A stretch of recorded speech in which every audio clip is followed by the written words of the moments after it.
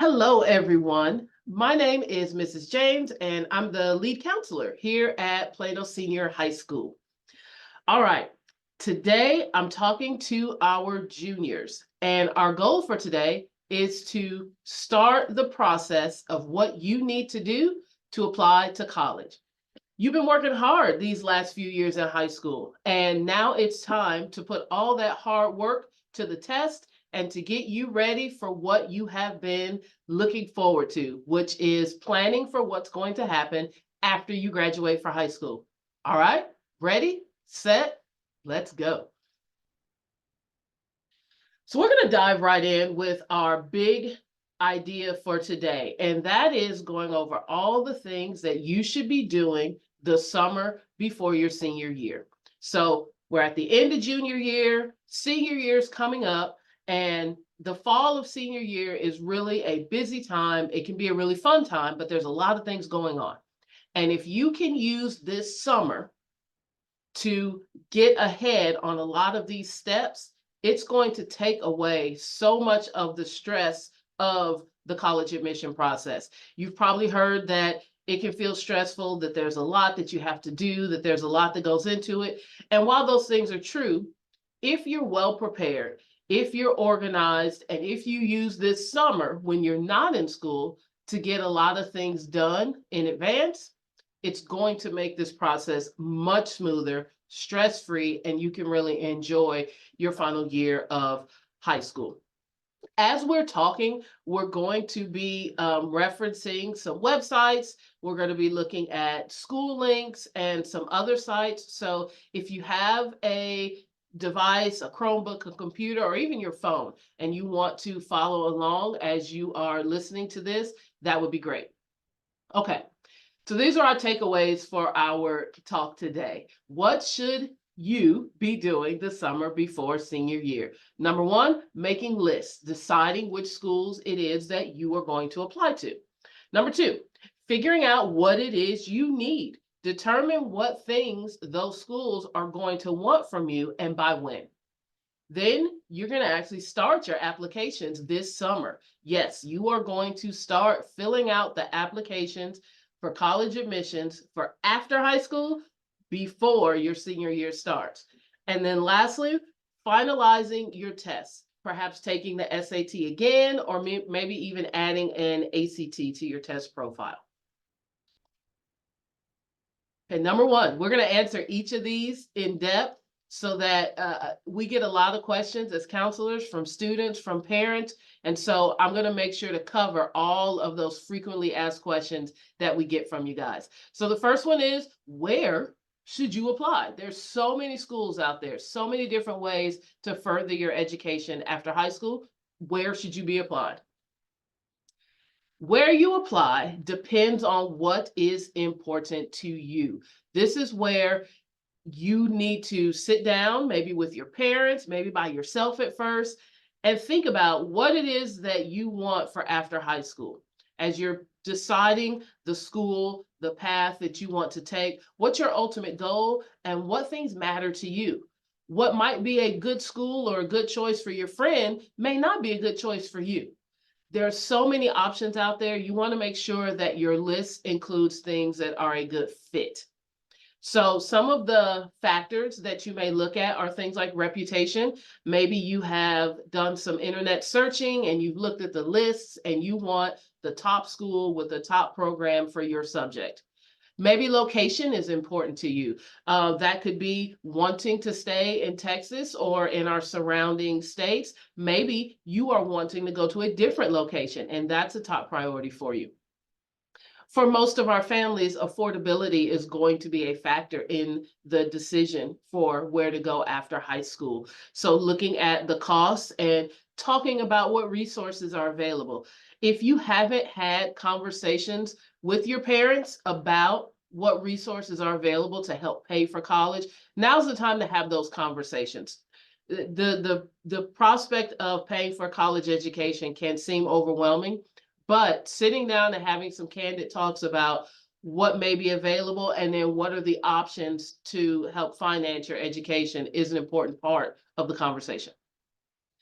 Perhaps you're more interested in career training. So you may have a very specific career that you know you want to go into. And so you want a school that's going to prepare you for that, whether that's in a 4-year university setting or a 2-year community college or even a shorter career certificate situation. You'll also want to make sure that wherever you go has the major that you're interested in. Or if you don't have a major in mind yet, does that school have a program for students who are undecided to help them choose what it is they want to do? For some students, campus life is a big part of it. Maybe you want that experience of going away to school and living on a university campus and living in the dorms. And if that's what you want, that's okay if that's a priority. But conversely, for some students, that's not a priority. They may not have that desire, or that may be outside of their goals, and staying near home may be more of the thing that they want. So as you look at these factors, or even if there are other factors that are specific to you and your family and your situation, as you look at those, think about it for yourself, put these factors in order, talk about it with your family, and look at their perspective of these factors. And that's going to help you determine what schools are going to be a good fit for you. Fit is so important in this process. You want to make sure the school fits you academically, fits you socially, fits you financially, and then it's going to fit your career and educational goals. So let's talk about how we can use some of the resources that you have available to you to plan for and help you figure out where it is you want to go. So all students have access to a program called School Links. The district has provided it for every student. You can access it directly on your web desk. There's going to be an icon. It looks like the picture you see on the screen. And once you click on that, you'll be able to access all of the features. So the one that we're going to focus on, there's a lot of stuff that's in School Links, and you use that to select the classes that you're going to take for your senior year. But there's a bunch of other things in here as well. We're going to focus on those college admissions features today. So one of the ones that is a great tool to use right now is the school search function. If you click on colleges and then school search, you'll be able to find this. Now, if you're using School Links on your phone, some of the features don't work as well on a phone and require a Chromebook or computer, but some do. So if you have your phone and you can take a look at it, please do. If there are some features that you're going to hold off on and look at later on when you have your computer, that's fine too.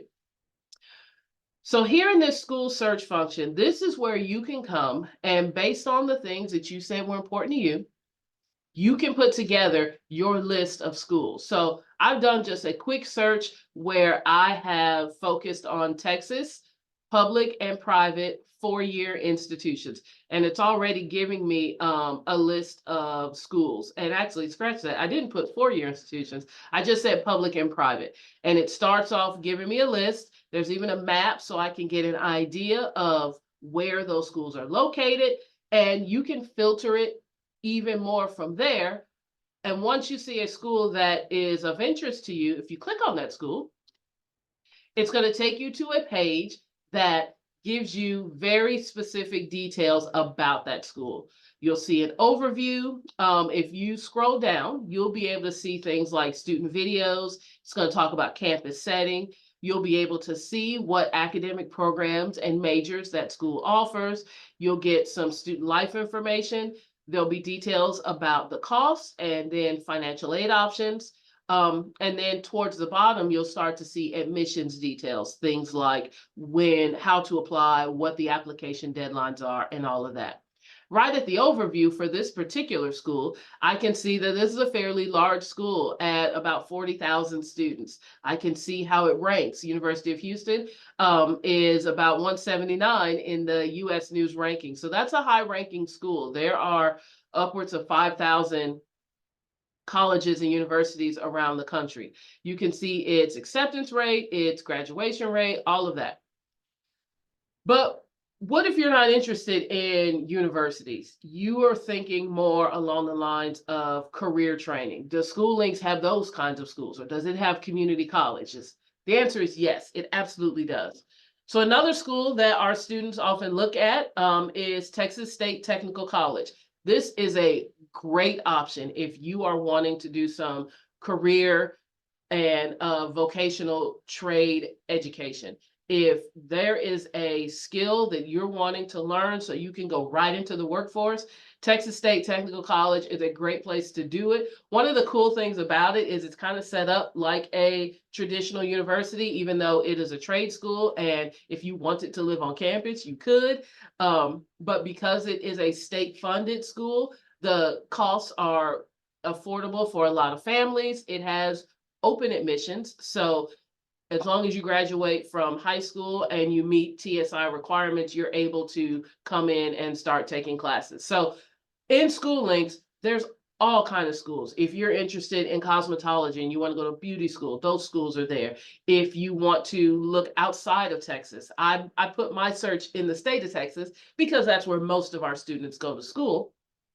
But if you're wanting to look outside of Texas, you can do that as well. So after you've used School Links to come up with your list, so I put together a sample list of schools that I'm interested in, and mine are all kind of in the region. I've got some Louisiana, some Oklahoma, then I've got a lot of Texas. I have some four-year universities. I've got a junior college. I have a technical trade school. All of these schools I was able to find in School Links. When you see a school you like, you click the little heart, and now it goes on your list. As a junior, I recommend you do things like this. Make your list this summer so that you're starting to get an idea of where you might want to apply. Your parents also can access a School Link account. And while they can't do quite as many things in School Links as you can through your student account, they can still do things like search for schools and make recommendations to you for that. But if you're working with your parents, I would recommend just pulling up your student School Links account, and so they can take a look at the schools that you put on your list and talk about how that meets the family's priorities as well. So you've done your research, you've talked about it, you know what your goals are, and now you have your set of schools. What are we doing next? What are we doing next? If you have the opportunity to visit schools, this is a great idea. Throughout the summer, there are some schools that offer what are called preview events. And these are like big all-day campus open houses. We keep a listing on our counseling website of the schools that are offering these and the dates they have them. But even if you don't go to one of these big preview events, you can contact any school and arrange an individual campus tour, which will either be you with another group of students and parents like you. It may even end up being a private tour. But let's say you don't have the opportunity to get out to the schools you're interested in. There are tons of resources online. You can go directly to the websites of the schools that you're thinking about, and lots of them will have virtual tours. There's even a YouTube page, it's called The College Tour, and it has tons of videos, lots of Texas schools as well, where they have detailed student interviews and campus tour information. So even if you can't physically get to the schools you're interested in, there's so many ways that you can use online resources to start to get a feel for what those schools are like.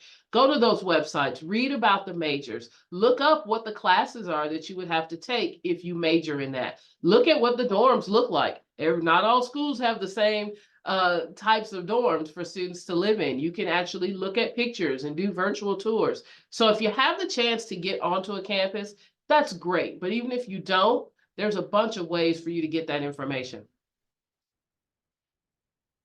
Okay, so we get this question a lot. How many schools should I apply to? What's the magic number of schools that I should be submitting applications to? And my answer to this is the same answer I give for a lot of this college stuff. It depends. You're going to look at your list of schools, your priorities, what's important to you, what's important for your family, and that's going to dictate how many schools you're applying to. And here's what I mean by that. As you're looking at your list and deciding how many schools to apply to, look at how selective that school is. If it is a school that is difficult to get into, meaning maybe they only accept a small number of students who apply. Or if it's a school where your numbers are a little outside of the range of students who generally get in, then that school is for you a selective school. If you have a lot of selective schools on your list should be a little longer. If you've made a list of schools and they all only accept, 10%, 5% of their applicants, you're going to need a longer list because you got to be prepared to hear no more than you're going to hear yes. On the flip side, maybe you're looking at more open enrollment schools who accept more of their students than they don't, or schools for whom your numbers are above the average of what they generally accept. Then maybe your list won't need to be as long because you will get more yeses than nos. There's a way that you can look up what kind of GPAs and class ranks and SAT scores a school generally accepts, as well as what other things are important to that school. There's something called the common data set. So if you Google the name of the school plus common data set, you can see a report of what was the average SAT, what was the average GPA, and that'll give you an idea of where you stand in terms of admission for that school. Another thing to look at are the specific programs you're interested in. So maybe it's a school that you have automatic admission for, or a school that you know your SAT or your GPA you'll get in, but you really want their engineering program, and that program is more competitive. If you have a lot of those, then your list will probably need to be longer. Or maybe you're interested in not just general acceptance to the school, but you also want to go to an honors college within that school. That's going to be more selective, so your list may need to be a little broader. And lastly, if you're wanting to be competitive for scholarships, then it may be a good idea to have a list that's a little longer so that you have lots of options to choose from. So how long your list is really does depend on the schools you're applying to and your ultimate goals in the application process. You also have to keep in mind that schools are going to ask for an application fee, and that can range from $25 to $75 per application. So talk to your parents about where they feel comfortable when it comes to paying for application fees. If you qualify for free and reduced lunch, you may be able to get some of those application fees waived. And if you're unsure if that applies to you, talk to your counselor and we can help you figure out if it does. So the bottom line when it comes to how many schools you should apply for is that there is no magic number. You want to make sure your list is balanced and that it does include a mix of what are often called safety, match, and reach schools. So a safety school is a school that you definitely know that based on your grades, test scores, you have a really, really good shot at getting into. Have a couple of those in your list. Keep those in your back pocket. A match is a school where you're kind of right at the 50% mark. You're a good match. It's not a sure thing, but you're a good match for that school. And then reach schools are either a school for whom your numbers are a little outside of their average, or a school that's highly selective. So things like Ivy League schools, Stanford, Rice, they're a reach for everyone because they're so selective and they accept so few students that even if you have the SAT, the ACT, the GPA, all those letters, you still need to look at that school as being a reach because those types of schools are so selective. I think if you want a number, because a lot of times they're like, just give me a number, how many? If your school list is mostly selective schools and programs, then your number may look more like 6 to 10. If your list of schools is mostly inclusive schools that take more students than they don't, then your list may be 1 or 2, maybe 3 or 4. So that's kind of the range that we see. If your list is getting more than 10 to 15, I want you to really think about the schools you're applying to. All right, next question. What do I actually need to apply? What are they going to want from me? Once I've decided these are the 5, 6, 7 schools I'm going to apply to, or these are the 2 schools I'm going to apply to, what are they going to want me to give them? This is it. This graphic represents kind of a complete admissions profile for college admissions. It's made up of different pieces that all go together and are going to be used to determine whether you're going to get in and then what that school is going to cost. And we're going to talk about each one of these pieces of this complete pie. But in order to, these are the things that basically everyone's going to ask you for, whether it is a highly selective elite university, whether it is a regional state university, whether it is a community college or trade school, they're all going to want these basic things from you. But before we dive into that, I want to talk to you guys about dates and deadlines. Competitive schools and programs are going to have the earliest deadlines. They will want you to submit all of your things early into the fall of senior year, which is why we're having this conversation now. Things like scholarships, honors colleges, other specialty programs also might have deadlines that are earlier than the regular application. In almost every case, applying early is better. So you listening to this conversation, you getting a head start during the summer is going to benefit you. Applying early can also mean you get your decision early, so you don't spend the entirety of senior year stressing out. Now, there are some schools that release their decisions all at once, but there's a lot of schools that do what are called rolling admissions, where if you get everything to them, they will let you know within a few weeks or a month. So you don't have to be stressed out all the senior year wondering what schools you're going to go to. But I want to make sure that you guys understand that when it comes to a deadline, going back to this admission profile, they have to have all of this by their deadline in order to consider you. So if you're applying to a school that has a December 1st deadline, you cannot log into the website for the first time on November 30th. You will not have enough time to complete and submit everything. So that again is why we're starting now.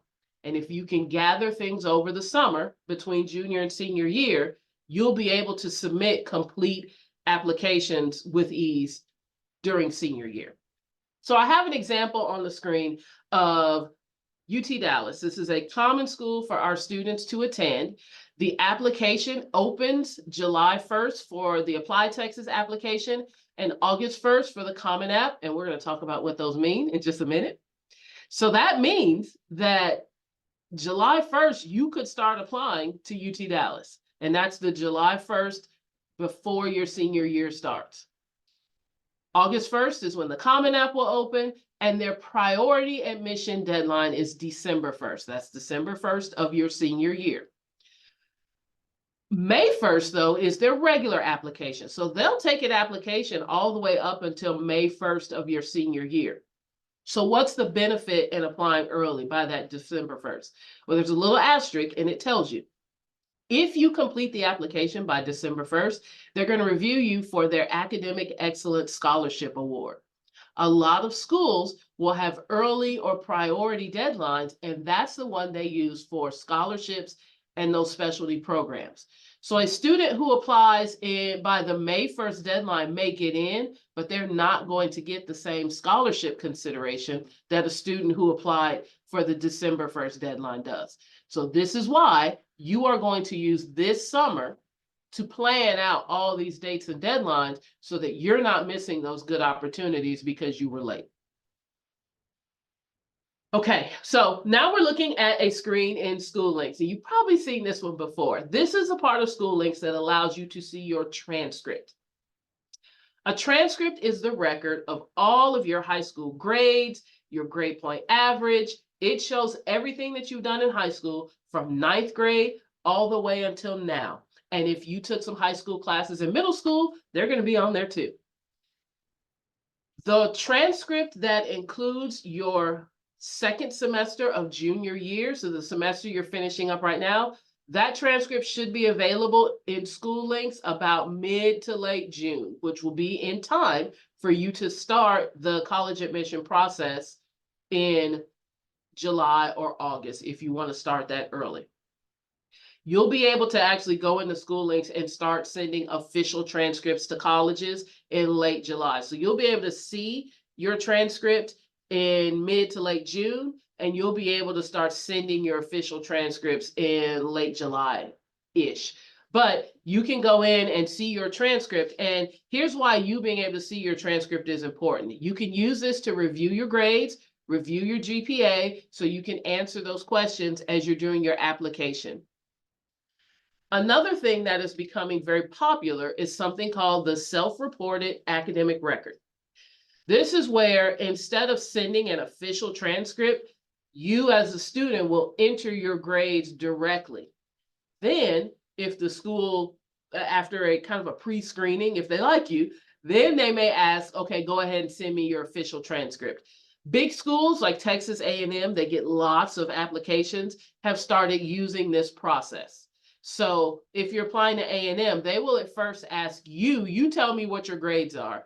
And then if that moves you into the next step of the process, then they will ask for an official transcript to verify. So knowing how to find your transcript in School Links is going to allow you to be able to do those self-reported academic records, which more and more schools are leaning towards to help them in the process of making decisions about you. Okay, number 3, how do I actually do the application? So I know who I'm applying to. I got my transcripts. I know my grades. How do I get this information to them? How do I apply? Back in the day, the way that we would do it is we would have to fill out a paper application by hand. We would put it in a big envelope, and in that envelope, we would put our transcripts and our rec letters. We put it all in there. We'd put a bunch of stamps on it, and we mail one of those to every college we were going to apply to. Today, the process is much easier. There are application websites or application programs that you will use that allow you to complete the application once and submit it to multiple colleges and universities. We're going to talk about Apply Texas, the Common App, and then some schools, though, will, and these will be the primary ones you guys use, Apply Texas and the Common App. However, you might have some schools that don't use either of these programs, that have their own application on their website, or maybe you're applying to another large state system like California or New York, and they have their own application like Texas does. But let's talk about the big two, which is Apply Texas and the Common App. So for Apply Texas, it's just like it sounds. You're going to fill out one application, and this allows you to apply to any college or university in the state of Texas. All of the public schools are on there. By public, I mean state-run and state-funded schools. So your University of Texas, Texas State University, Texas A&M universities, all of those are going to be on Apply Texas, as well as community colleges. So if you're applying to go to Collin College or Tarrant County College or Dallas College, they're on Apply Texas as well. That trade school we talked about before, Texas State Technical, they're on Apply Texas as well as quite a few of the private schools in Texas will take the Apply Texas application. So I think all of you should be making an Apply Texas account. If you are a student who did Collin College dual credit, you already have one of these accounts. You've already used Apply Texas to apply to Collin for your dual credit. So you're just going to log back into that same account, fill out a few more things, and then you'll be able to submit it for college applications for after high school. So this is a definitely do this summer task. Make an Apply Texas account over the summer. Now, the other big one is called the Common App. And this is the one where maybe only some of you will need this. So if you are applying out of state, if you are applying just to private schools, then this is probably the one that you're going to use. The Common App has over 1,000 schools on it that accept this application. Check your list of the schools you're applying to. The Common App is a little more involved. The questions, the rec letters it's going to require, it can be a little more of an involved process, but some of you may need this one. So go ahead and check your list to see, am I going to be just an Apply Texas student, or am I going to need both? Or am I just doing Common App? Because maybe I know I'm just looking outside of Texas, and so I'm just going to do all Common App. You will also find that there are some Texas schools that use the Common App. So that may be what's in your best interest. You can do either. There is no benefit to doing one over the other in the application process. So it's kind of up to you to decide which one you want to use. Just figure out which ones those schools accept. I can't stress this one enough. Use a personal email address for all of your college communication, not your school district email. That at mypisd.net, once you graduate, that email goes away and you won't be able to access it. So if you do all your college stuff through that, number one, it blocks a lot. So you may be getting an email from a college that you never see because the school district email blocked it. And then two, once the school year is over, you can't access any of that stuff. So if you don't already have a good personal email address, set one up and then use that for all of your college communications. If you have been using a school district email, like for your SAT or ACT or any of that, change it to a personal email address that you can access after graduation. Okay, so let's talk tests. Do I actually need one of those college entrance exams? And the answer is probably yes. So college admissions testing primarily is going to refer to the SAT or the ACT. All of our juniors had the opportunity to take the SAT back in March. Those scores came out back in April. So you can go online to your College Board SAT account to check your scores if you don't remember what you got. You can also go there to send those scores to the individual schools you're looking at. The SAT, when you took it back in March, you took it on a computer, and that's the format that the SAT is in. It's a digital test. It has a math section and then an English reading section, and it's all done online. There's another college entrance exam called the ACT that some students may prefer. It has 4 sections, including a science section, which the SAT doesn't have. The ACT is still offering paper tests. So if you don't like the computer format and you would like to be able to look at a piece of paper and write and mark and all of that, the ACT may be the better option. It is also the only option if you want to take a test in the middle of the summer. In July, you can do the ACT. So on the screen, I have the dates, the upcoming dates for 2024, but these dates are about the same every year. The SAT is going to have its next date at the end of August, and then it'll have a date at the beginning of October. The ACT is going to be July and September. So if you notice, they kind of stagger the months. So each month you have the opportunity to do one of these tests. You have to go to their websites to register, and registration closes about a month before the test date. So if you're interested in that July ACT, you'll need to register by mid-June in order to get a spot.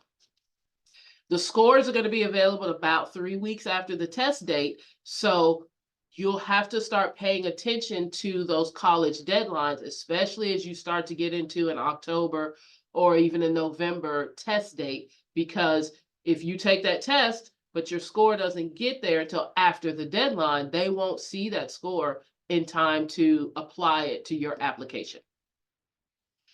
We have a lot of students who take these tests more than once, and that's absolutely okay. So if you took the school day SAT and you're thinking, I would like to try again to get a better score, I recommend that. Or maybe even try the other test, the ACT. What I do want you to think about is taking it 4 or 5 times. You have to pay about $60 each time you want to take it. And each time you take it, your score may go up, but then you're going to have a plateau point. You'll get to the point where you've reached your ceiling for that particular test. So Definitely, I encourage you to take them again from the one you took in March, but be careful about over testing and doing it too much. That's just going to add to your stress, and you don't need that. Okay. In the last few years, a term popped up that we hadn't heard before, and that was test optional. And this was because there was a period of time where it was difficult to find an SAT or an ACT test site. So some schools allowed students to apply without those. We are finding that a lot of schools are starting to move back to requiring an SAT or an ACT score, especially competitive schools. And scholarships will want you to have one of those scores. So pay attention, do your research, figure out which schools want the test and which schools allow you to apply without it.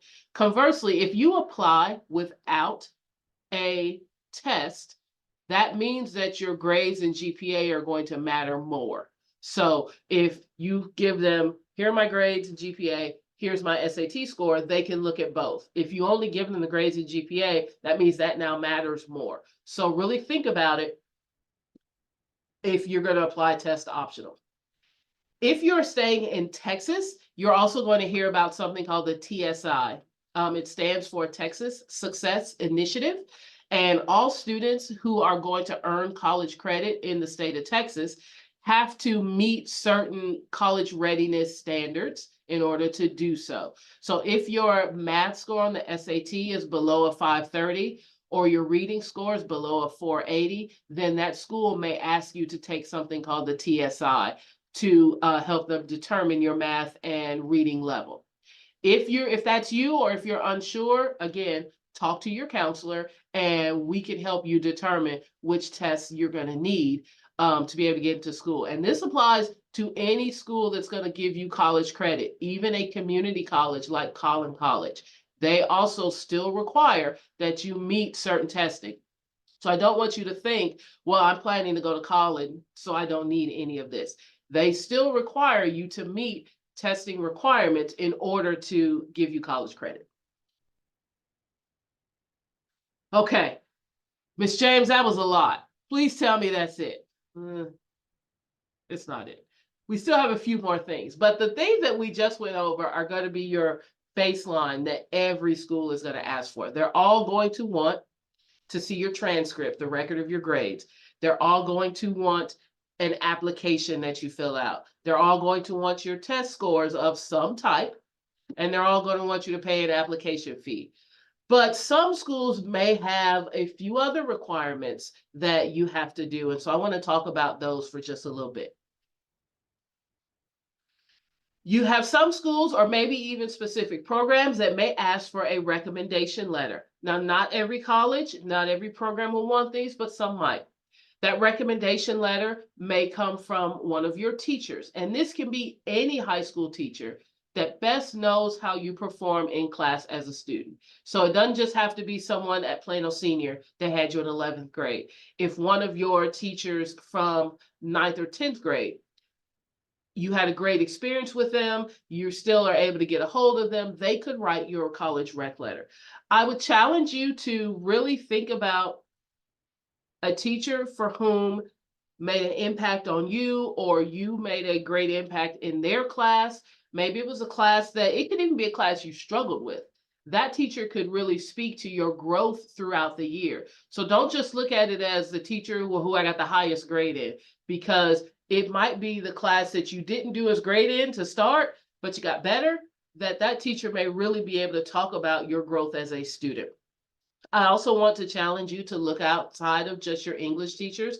Oftentimes students think that because that teacher teaches writing, they're going to be the only ones that can write a good letter. And I promise you, a math or a science teacher can write an excellent rec letter as well. So really think about who you're asking. You want a teacher who can speak to your performance in class as a student.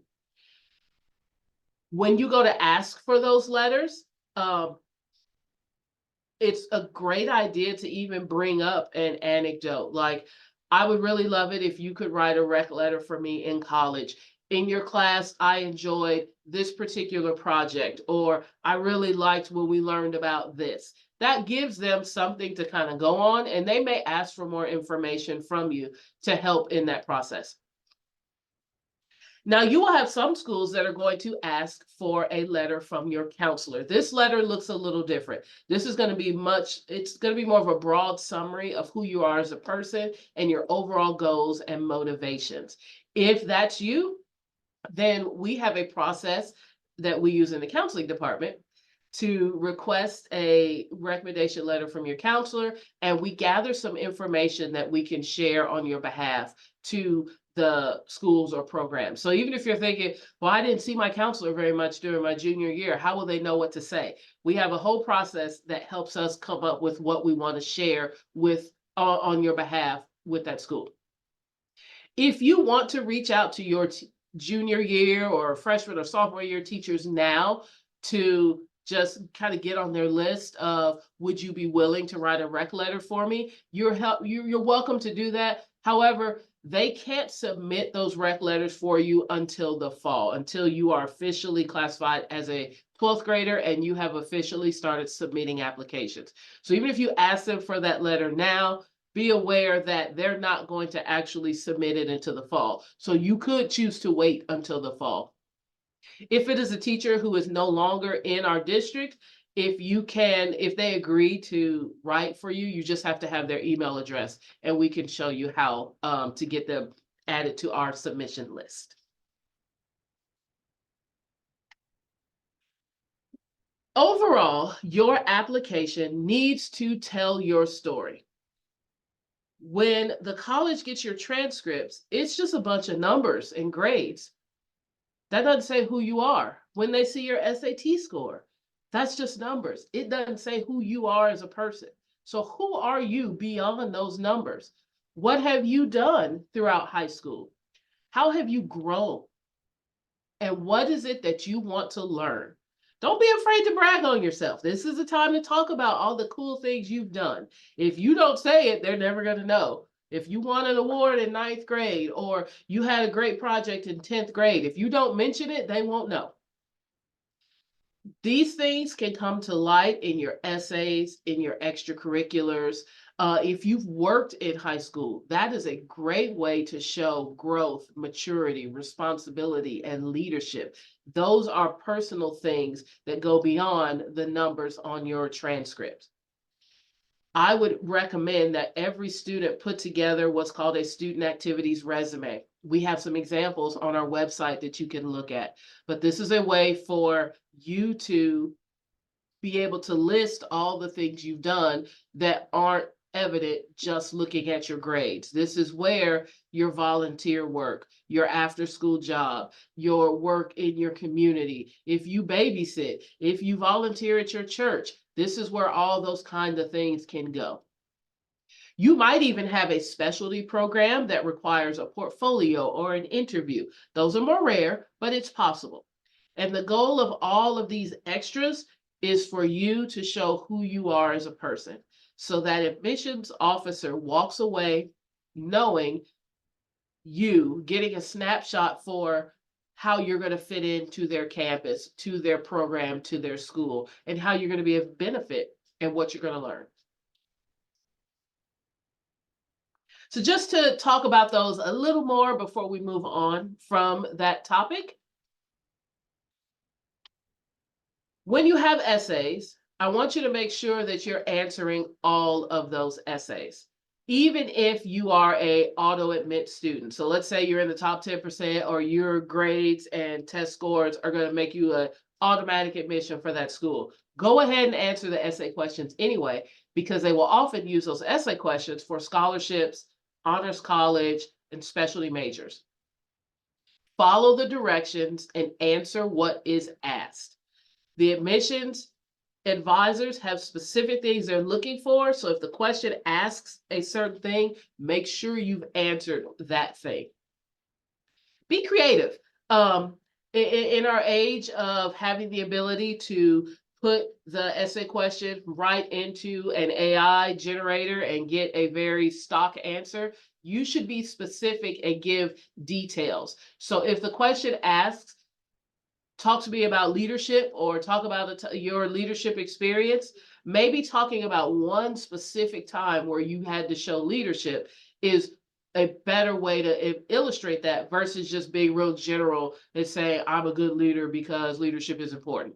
Give them specific examples of when you've done the things that they're asking about. And don't be afraid to show a little vulnerability and mistakes. The whole point of going to college is to learn and to grow. And so if all you do is talk about how perfect you are, then what do you need that college for? You already know everything. So don't be afraid to show, here's some times that I did make a mistake, and here's how I grew, and here's how I want to continue to grow at your college or university. This is where you're also going to have the opportunity to talk about your extracurriculars, the things that you did outside of your classwork. And a lot of you all have activities that may have been built into the school day, but still count as an extracurricular, like band or orchestra or student government or PALs, that type of thing. What's important is quality over quantity. Don't feel like I have to have been a part of 10 different clubs. It's better to be a part of a few things, but do it well than to just sprinkle in a bunch of things. The admissions advisors can recognize when a student has just joined a club at the last minute for their applications, because you can't really talk about the impact that you had. What did you contribute and what did you learn? That's more important than having a long list, is being able to, maybe you were in choir and choir was your thing. But in choir, you did 5 different things. That's more important than having 5 random activities. A big thing they're going to want to know is, will this continue in college? Because if you were an excellent debate student and they're like, oh, that's great, but you have no plans on continuing that, then that may not be a factor for them, because what they really want is a kid who's great in debate. So think about that as well. Are you just doing it for the college application, or is this something that's a part of who you are that you will want to continue? And I want to reiterate, your part-time jobs absolutely matter. In a lot of instances, your job can show leadership and dedication more than a school activity, because when it comes to school activities, if you sign up, we have to take you, and then we make it work for you. But a job, you had to apply and be chosen, and then you had to continue to be good or you would lose that job. So it really can show a lot of these same skills you can show through the work you did outside of school. So if you had a job, list that and talk about that as well. Okay, we're going to wrap it up and just talk about the financial part just a little bit today. This is a whole conversation all by itself, and we have opportunities throughout the beginning of senior year where we're going to talk about the financial side. Our focus today was mostly the admissions and the getting in. The paying for it is, again, that's like a whole other conversation, but I do want to touch on it a little bit, because there are some things that you can do this summer to get a jump start on this part of it as well. Financial aid is an umbrella term that refers to any money you receive to help pay for college, and that can include grants, scholarships, work study, or loans. So grants and scholarships are money that's given to you either based on your income or based on something you've done. Work study would be you working at school, like you get a job in the library, you get a job in the cafeteria to help make money to pay for some of your expenses. And then a loan would be money that you borrow and will have to pay back when you're no longer going to school. But all 4 of those make up financial aid. You're going to hear us talk about the FAFSA a bunch. It stands for the Free Application for Federal Student Aid, and it is the first step in determining what financial aid you can qualify for. So your colleges are going to ask you to complete this form, and it's going to be their preliminary guide in saying what it is you're going to qualify for. You're going to have access to the FAFSA in late fall. In previous years, it was open as early as October. Last year, it opened at the end of December. I don't know what that date's going to look like, but If you stay tuned to all our communication, we will absolutely tell you. What you can do now is create your logins for the FAFSA. That's called the FSAID. You can create those logins and start gathering financial data. You will absolutely need your parents' help for this part. When it comes to scholarships, this is any kind of financial aid that's awarded to the student that doesn't have to be repaid, and it isn't just based on your income. So a scholarship can be need-based, which means determined by the family's income, but more often they are merit-based, determined by your grades, your test scores, or some other achievement, an athletic achievement, an extracurricular, something like that. There are lots of places you can go to find scholarships, and what I recommend this summer is that you start looking at those scholarship databases and making a list of the scholarships you plan to apply for when those applications open up. We keep a listing on our website that I'm going to show you in just a little bit.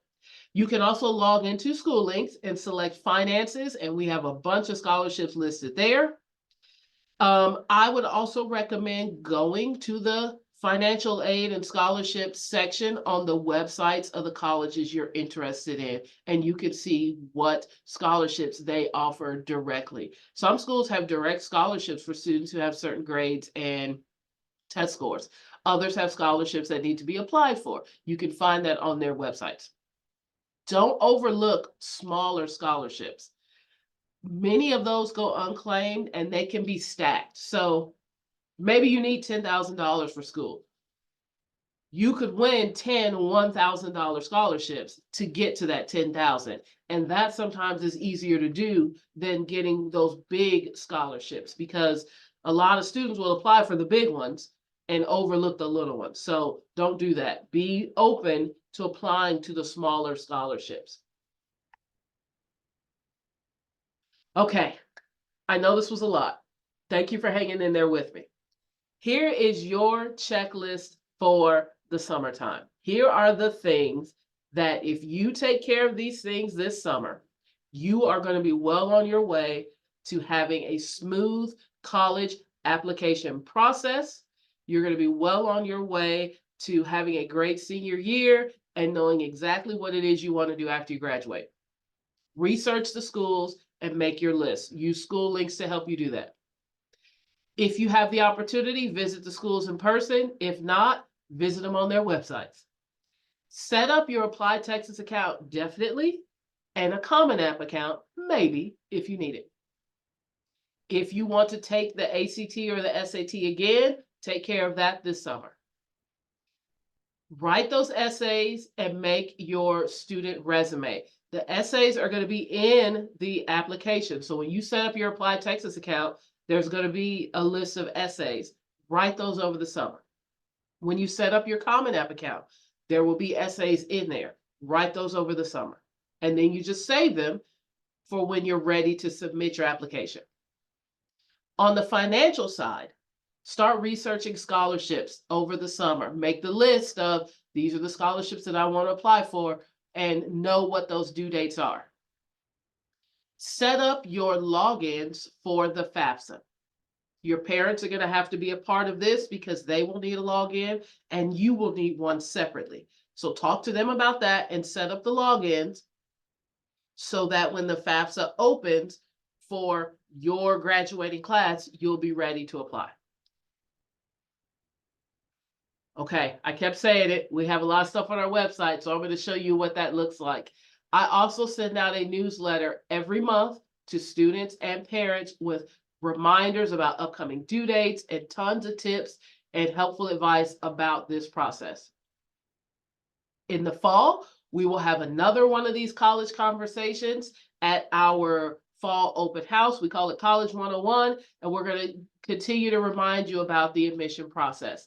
And then the district hosts a big college night where we have representatives from 200 plus colleges, universities, trade schools, military, who are there to help give you direct information.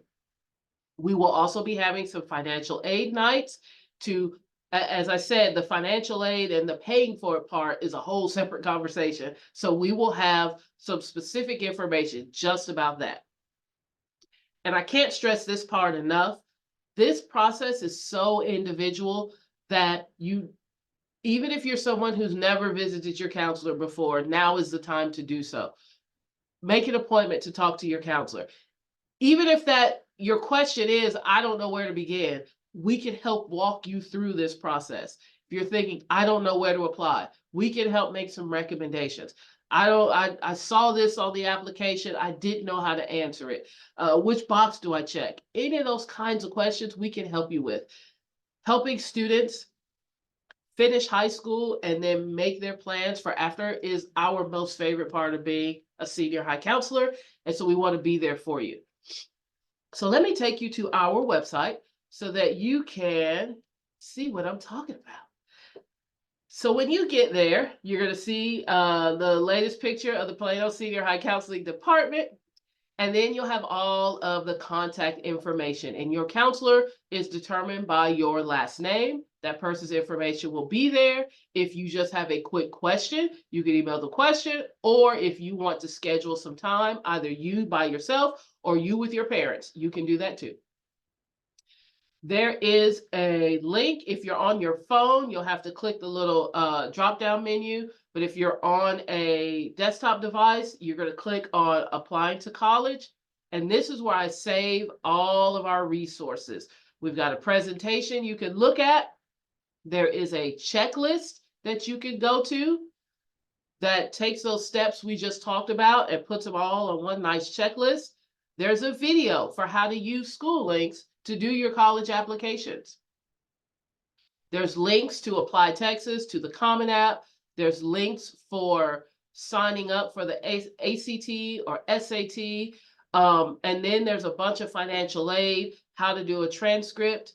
We talked about requesting a recommendation letter from your counselor. There's a link here for how to do that. We even talked about making a resume, which I recommend that you all do this summer. And there's information about how to write a high schooler's resume. And then you can go to another part of our webpage and we have a bunch of financial aid information. So it's a whole separate conversation. There's our last financial aid video is up. I post a new one every year with updates because financial aid can change a little bit every year. We've got more links to resources. What is the FAFSA? Links to videos. There's a bunch of information here to help you. And then for scholarships, we keep a big list, a big database of scholarships that are available to our students. These are scholarships that we have researched to make sure that they are valid, and this list is long. A lot of them are local scholarship, Collin College, UT Dallas, Collin County. A lot of these are local, but not all. And these are the type of scholarships I was talking about, those smaller ones that sometimes get overlooked, but are great ways to stack because there's no limit to how many private scholarships you can take into college with you. I have links to the websites for all of our most attended colleges. So you can, if you're wanting to know what's financial aid like at Stephen F. Austin, what scholarships do they have, you can click it. It's going to go right to their scholarship webpage. So there's a bunch of information here for you. Use this time that you're not in school to start putting this all together. We want you to be in the best place possible to be successful as you finish this last year of high school and as you start whatever it is your next journey is.